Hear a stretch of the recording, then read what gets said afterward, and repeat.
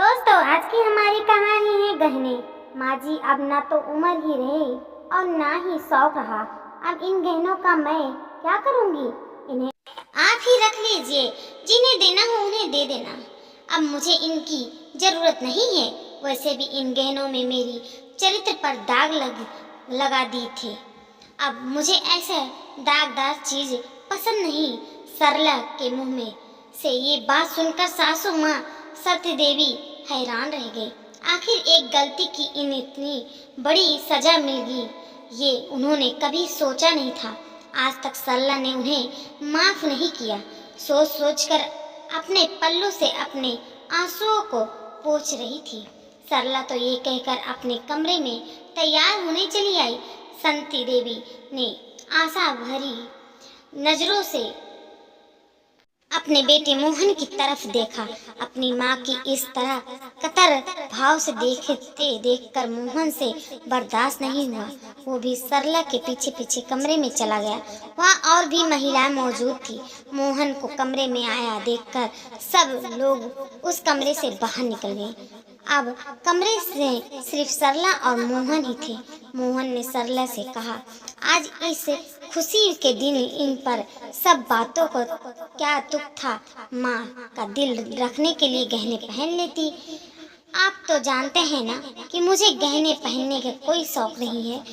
फिर मुझे आकर क्यों कह रहे हो? तुम पिछली बातों को भूल क्यों नहीं जाती? वक्त बदल चुका है, अब तो लोग भी बदल चुके हैं, पर तुम तो एक ही बात पकड़कर बैठी हो। माना कि वक्त बदल चुका है, लोग भी शायद बदल चुके हैं, पर उस दिन की टीस तो आज भी मन में है, वही तो नहीं जाती। देखो, तुम मेरी बात जबरदस्ती मत कीजिए। आपको पता है ना, गहने नहीं पहनने वाली। सरला ने पलट कर मोहन को कहा, पर जिन नजरों से उसने मोहन और देखा, उन नजरों को वही झेल नहीं पाया और चुपचाप कमरे से बाहर आ गया। आज सरला के बेटे की शादी है, घर में नई बहू आने वाली है। इस पीढ़ी की पहली बहू सरला के बड़े बेटे अमर की पत्नी और सती देवी के पोते बहू। घर में अच्छी खासी रौनक थी और मेहमानों का अच्छा खासा आना लगा हुआ था। बाहर हलवाई पकवान बनाने में जुटे हुए थे। पूरा घर पकवान से महक उठा था। मेहमान आते जा रहे थे और खाना खाकर फ्री होते जा रहे थे। बारात बस 2 घंटे बाद रवाना होने वाली थी। घर की महिलाएं और लड़कियां सजने संवरने में लगी थी। बस एक से बढ़कर सुंदर नगले की थी। आखिर बारात के धूम मचानी थी तो लड़के और पुरुष भी क्या कम थे। सब खाना खा पी कर फटाफट तैयार होने लगे हुए थे। आखिर बारात में कहीं कोई कमी थोड़ी न रहनी चाहिए थी। जबकि बुजुर्ग महिलाएं एक तरफ टोली बनाकर साज संवर कर मंगल गीत गा रही थी, वहीं बुजुर्ग पुरुष साफ पहन कर तैयार होने पर कुर्सी पर बैठ चुके थे।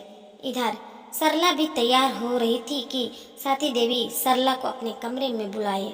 उन्हें कोई काम होगा, ये सोचकर सरला तैयार हुई और उनके कमरे में गई थी, जहाँ पर मोहन पहले से मौजूद था। सरला के आने के बाद सती देवी ने उसे दरवाज़ा बंद करने को कहा। सती देवी आदेश पाकर सरला ने दरवाज़ा बंद कर दिया और उनके पास आ गई। तभी सती देवी खड़ी हुई और अलमारी का ताला खोलकर उसमें से गहने का छोटा सा बक्सा निकाल लाई और उसे सरला के सामने खोलकर बोली, बहू, आज तू अपनी बहू लेने जा रही है। तू तो भी किसी से कम नहीं लगनी चाहिए। ये तेरे गहने हैं, इन्हें पहन ले। नकली गहने मत पहन। आखिर हमारा परिवार भी मान मर्यादा इज्जत है। लेकिन सरला ने कुछ भी नहीं कहा। ये देखकर सती देवी बोली, देखा बहू, बाहर सब लोग कैसे गहने में लदी फिरे तैयार हैं। तेरे पास भी कोई कमी है क्या? तू भी गहने पहन ले। सती देवी की बात सुनकर ही सरला ने ये बात कही थी, जिसकी बाद मोहन ने सरला से ये छोटी सी बहस की थी। आखिर मोहन के कमरे में चले जाने के बाद सरला वहीं पलंग पर बैठ गई। उसे याद हो आया कि दिन जब वो इस घर में बहू बनकर आई थी। सती देवी शुरू से ही दबंग महिला रही थी। मजाल है कि कोई उनके सामने कुछ कहा जाए। घर के पुरुष तक उनसे डरते थे, यहाँ तक कि ससुर जी भी। जब सरला दुल्हन इस घर में आई थी तब सिर पर लेकर पाँव तक गहनों से लदी हुई थी। काफ़ी सारे गहने चढ़े हुए थे। वाले ने साथ ही माता पिता ने भी देने में कोई कमी नहीं छोड़ी थी। इतना सोना देखकर उसे अपने आप का बहुत गर्व होता था। पर दूसरे दिन ही सती देवी ने वो सारे गहने अपने पास रख लिया। ये कहकर बहू तुम ये गहने संभाल नहीं पाओगी। यहाँ तक कि उसके मायके के गहने भी ले लिए। सरला के पास छोड़े तो चांदी के बिछिए और पायल और बूंदे। अब नई नई शादी में गहनों का शौक तो होता ही है, ऐसे ही शौक सरला को भी था। सरला ने 2-3 बार गहने मांगे तो सती देवी ने मना कर दिया। बहू तुम गहने संभाल नहीं पाओगी, फालतू इतने महंगे मोल चीज पहनने की जरूरत नहीं है। पर माँ जी मुझे भी गहने बहुत अच्छे लगते हैं, मेरी सारी सहेलियाँ पहनती हैं, तो तेरी अच्छे लगते हैं कि चक्कर में चोरी हो गए तो कौन जिम्मेदार लेंगे। चुपचाप घर संभाल, सहेलियों के चक्कर में मत पड़। आखिर सरला चुप हो गई जाती। पर इस बार उसके छोटे भाई की शादी पक्की हो गई। मायके में से बुलावा भी आया गया। अब उसे पूरे यकीन था कि सती देवी उसे गहने देगी, लेकिन सती देवी ने उसे तो सिर्फ उसके मायके के गहने दे दिया, ससुराल के कुछ भी नहीं। पर सरला तो उसमें भी बहुत खुशी थी। कम से गहनों तो पहनने को मिला रहा है।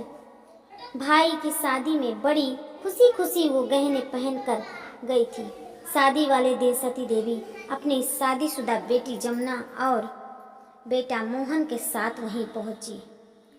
वह जब सरला तैयार हो रही थी तो जमुना भी उसके पास आ गई। सरला अपना हार पहन रही थी तो उस देख कर जमुना ने कहा, भाभी ये हार बहुत सुंदर लग रहा है, क्या मैं इसे पहन लूं? उसकी बात सुनकर सरला एक बार तो चुप हो गई, पर फिर खुशी खुशी उसने अपना हार उसे दे दिया। जमुना ने उस हार को खुशी खुशी पहन लिया और अपना वाला हार गले से निकालकर सरला को दे दिया। भाभी इसे तुम पहन लो। अरे रहने दो जीजी, मैं ये दूसरा वाला हार पहन लूँगी। अरे नहीं नहीं नहीं, सब सोने के हार पहन रहे हैं तो तुम नकली क्यों पहनोगी? तुम मेरा वाला हार पहन लो, नहीं तो अपना हार वापस ले लो। जमुना ने जिद को की तो सरला ने उसका हार पहन लिया। हार पहनकर दोनों खुशी खुशी बारात में तैयार होकर रवाना हो गए। सती देवी ने भी देख लिया था कि बेटी ने बहू का हार पहन रखा है और बहू ने बेटी का, पर इसका उन्हें कोई ऐतराज नहीं था, इसलिए उन्होंने कुछ नहीं कहा। शादी से फ्री होकर सरला भी उन लोगों के साथ ही विदा होकर वापस ससुराल लौट आई। पर पूरे रास्ते उसने जमुना को परेशान ही देखा। यहाँ आने के बाद सरला जमुना को हार देने गई, तब जमुना उसे बोली, भाभी ये हार आप ही रख लो। जमुना की बात सुनकर सरला हैरान रह गई। जीजी कैसी बात कर रही हो? भला आपका हार मैं कैसे रख सकती हूँ? भाभी मैं झूठ नहीं बोल रही हूँ, पता नहीं उस दिन बारात में वो हार कहाँ गिर गया। मैंने सब जगह ढूंढ लिया, मुझे मिला भी नहीं रहा। अब मैं उस नुकसान की भरपाई कैसे करूँगी? ये मेरे ससुराल वालों का चढ़ाया हुआ हार है, इसलिए तुम ये हार रख लो। हार रखो खो गया, अब माँ जी मुझे बहुत डांटेंगी। बड़ी मुश्किल से तो उन्होंने मुझे मेरे गहने दिए थे, इसीलिए तो कह रही हूँ भाभी आप ये हार रख लो, मैं अपने ससुराल में कुछ भी बहाना बना दूँगी। नहीं नहीं जीजी, आप क्यों अपने ससुराल में जाकर झूठ बोलोगी? आपकी सास तो बहुत खतरनाक है। आप अपना हार ले जाओ, मैं यहाँ जैसे तैसे संभाल लूँगी, पर भाभी, पर वहाँ कुछ नहीं। आप तो अपना हार अपने पास रख लो। कोई अपने जानबूझकर थोड़ी ना घुमाया है। गिर गया होगा कहीं। नाच गाने में क्या कर सकते हैं, कहकर सरला ने जमुना को उसका हार दिया। जमुना थोड़ी देर बाद अपने ससुराल रवाना हो गई। इधर सती देवी ने सरला के उसके सारे गहने वापस मांगे। डरते डरते सरला ने जो भी गहने थे वो सब इकट्ठा किए और सती देवी को देने गई। लेकिन उसमें हार देखकर सती देवी बिगड़ गई। बहू, हार कहाँ है? हार तो लेकर नहीं आई। माँ जी वो हार शब्द हो खाती रहेगी कि कुछ बोलेगी। माँ जी वो हार गुम हो गई। हे भगवान, ये कैसे गुम हो गया? बिल्कुल भी ध्यान नहीं रखती है तुझे, इसीलिए मैं तुझे गहने नहीं देती थी। सती देवी ने चिल्लाते हुए मोहन कमरे में आ गया। क्या हुआ माँ, ऐसे क्यों चिल्ला रही हो? चिल्लाओ नहीं तो क्या करती? तेरी पत्नी तो देख सोने के हार गुम कर आई। राम जाने गुम कर भी आई या किसी यार को देकर आई। माँ जी ये क्या कह रही हो? अचानक सरला के आंखों में आंसू आते बीच में ही बोली, ऐसा नहीं बोलो तो क्या करूं? महंगे मोल की चीज को गुम कर आई। अरे सोना गुम होना अशुभ माना जाता है। जब देखो कहती रहती है गहने दो गहने दो। ये रखेगी गहनों का एक हार तो इससे संभाला नहीं गया। इधर से उधर मायके में गहनों को लटका कर मटकती फिरती रहती थी। पता नहीं किस यार को दे आई वो हार। सती देवी ने जो मुंह में जो भी आ रहा था वही बोली जा रही थी, जबकि सरला आंसू रुकने का नाम ही नहीं ले रहे थे। अपने चरित्र पर लगे लांछन का कारण सरला कुछ बोल नहीं पा रही थी। ये सब सुनकर उसका दिमाग वैसे ही शून्य रह गया था। उसके मुंह से ये तक नहीं निकला कि हार उसने नहीं, जमुना ने गुमगाया है। पर हैरान सी बात थी कि मोहन एक शब्द नहीं बोला। उसी दिन में घर में सबका खाना दुश्वार हो चुका था। कुछ दिनों तक घर का माहौल खराब हो ही रहा। 8 दिन बाद जमुना अपने पति के साथ घर आई। बेटी जमाई अचानक घर में देखकर सती देवी हैरान रह गई। उन्होंने आने का कारण पूछा। दामाद जी ने पैसे निकाले और उनके तरफ बढ़ा दिया। वो हैरान सी उनकी तरफ देखने लगी। तब जमुना बोली, माँ मुझसे भाभी का हार गुम हो गया था। भाभी, मैंने अपना हार लेने के लिए कहा था पर भाभी ने मना कर दिया था। माँ आपकी बहू बहुत अच्छी है। मुझे मेरे ससुराल में ताने न सुनने पड़े, इसलिए उसने हार लेने से मना कर दिया।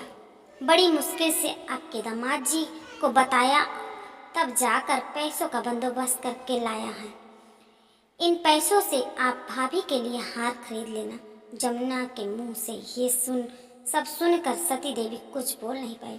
मोहन भी अपने नजरें झुकाकर चुपचाप खड़ा रहा, जबकि सरला रो पड़ी। आखिर जमुना ने सरला को चुप कराया, पर सती देवी और मोहन से तो ये भी नहीं हुआ कि उससे माफी ही मांग ले। बस वो दिन था और आज के दिन है। सरला ने भी सोने के गहनों के लिए नहीं कहा। चांदी की बिछिया और चांदी के पायल के अलावा कभी सोने के गहनों को पहना भी नहीं। ससुराल तो क्या, मायके में भी इतने शादियां हो गई, पर हर जगह वो नकली गहने ही पहन रहती। अगर कोई कहता तो जवाब देती, कम से कम इन्हें बदल कर तो पहन सकती हूँ। सोने के गहनों में तो एक ही डिजाइन को पहनना पड़ता है। ये सब याद करते करते सरला की आंखों से आंसू बहे जा रहे थे। तभी अचानक बाहर से जमुना की आवाज आई, भाभी जल्दी आओ, बेटे को आज दूल्हे की तरह तैयार भी तो करना है। जमुना की आवाज से सरला की तंद्र टूटी। जी जी जी जी जी जी अभी आई कहकर सरला पलंग से उठकर खड़ी हुई। अपने बेटे को दूल्हा बनाने के लिए और अपनी बहू को घर लाने के लिए अपने उन्हीं नकली गहनों के साथ उसे सच्चे साथी बन गया, और जो उसे उस बुरी यादों की टीस से दूर करते थे, और जो मोहन और सती देवी को बार बार याद दिलाते थे कि ना ही गलत बोलना चाहिए और ना ही गलत सुनना चाहिए। जी हाँ दोस्तों, हमारी स्टोरी अच्छी लगी तो ढेर सारा लाइक शेयर सब्सक्राइब कीजिए और कमेंट में बताइएगा हमारी स्टोरी कैसी लगी, आपको स्टोरी से क्या सीख मिली है, कमेंट में ज़रूर बताइएगा। धन्यवाद।